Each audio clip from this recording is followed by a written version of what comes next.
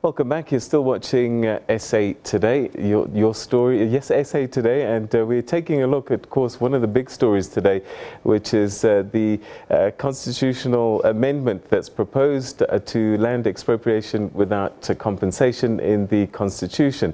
Joining us now is ANC NEC member and the subcommittee on economic transformation's land, Ronald Lamola. Thanks very much for joining us on the line. You must be elated by what happened in Parliament today, Mr. Lamola. Yes, as the ANC, we welcome the outcomes because the culmination of public dues and engagements, and it's a sign that the South Africans united in their diversity, they can be able to find solutions to difficult and teething challenges. So it's a step towards us resolving the land question in a manner that brings all South Africans together. Why has it taken 24 years, Mr. Lamola?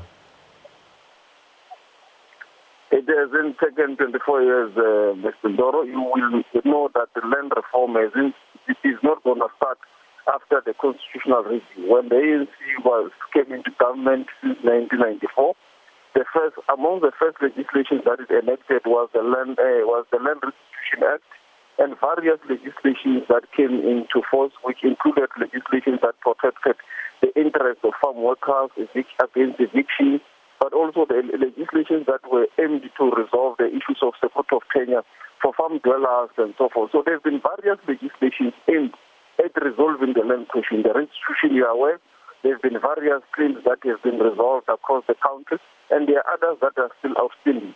The issue has been that it has been going very slowly. It has not moved at the pace that we wanted. So that is what is being reviewed. And it's a step in the right direction because we can now learn from the mistakes and the good things that we have achieved in the past 24 years.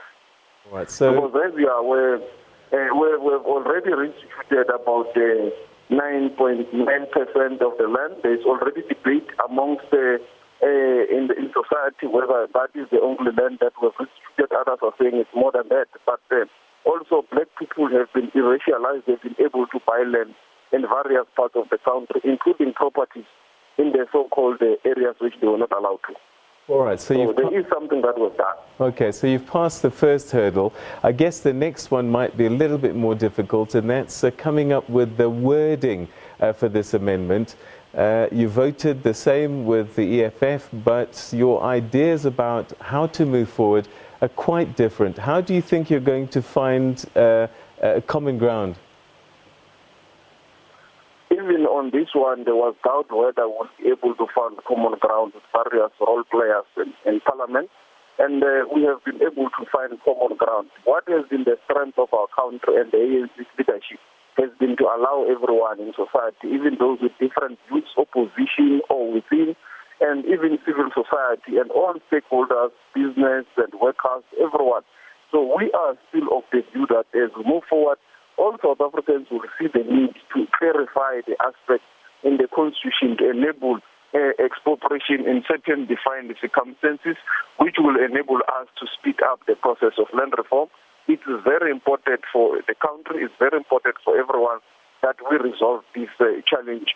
And we are very much convinced that we'll be able to engage with anyone and still be able to go through and resolve this challenge. There will be obviously differences of opinions, and as you have said, but at the end, I'm convinced we'll still be able to find each other. And as the ANC, we have made it explicitly clear that the biggest purpose for us is to clarify the aspects in the Constitution that in certain defined circumstances you can be able to expropriate without compensation. What do you say to your detractors, the opposition parties that said that you're politicking here, you're playing political games ahead of the elections next year, and that this whole process was flawed? I think whoever says that is suffering from wishful amnesia, Peter. You will remember that when we came into power in 1994, there was the PAC. If we were playing political games, and if that is how they contextualize the land question, I mean, the PAC will be the government of the day. All statistics and and all polls have shown that if for the ANC, if it wants to play political games and if it wants to play, there are issues of unemployment, issues of corruption, and many other issues that people have said are their priority issues. Those are issues that, so the ANC has always been realistic, has always said we need to do things that are here.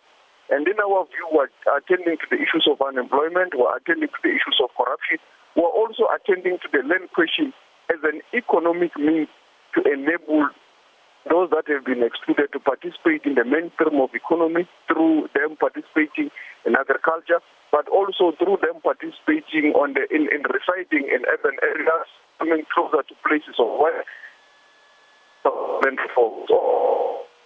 Mr. Lamola, we're gonna leave it there because we seem to be losing you on the line there. Thanks very much indeed for joining us. That was the ANC NEC member Ronald Lamola talking to us about this proposed change to the Constitution to allow for land expropriation without compensation.